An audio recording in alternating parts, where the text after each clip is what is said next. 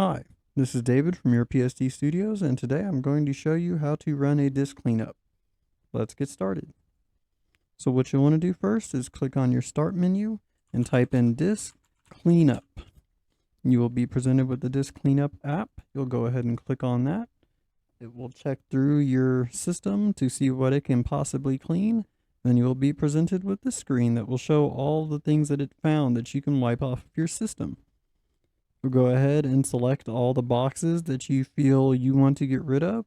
I'm going to go ahead and check all of them because I know I don't need any of this stuff. And I can click OK.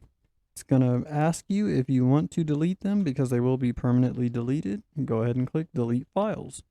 Once you click Delete Files, you will see this screen that will show the progress of the disk cleanup. And it should move pretty fast, but it just depends on how much stuff you have. You're not going to get a confirmation that it's done, but you will see the screen go away. And that's how you know it's completed. And that's all. Hope that helps. If this video taught you something, hit like, hit subscribe, and share with others. Check back for amazing content. Thank you.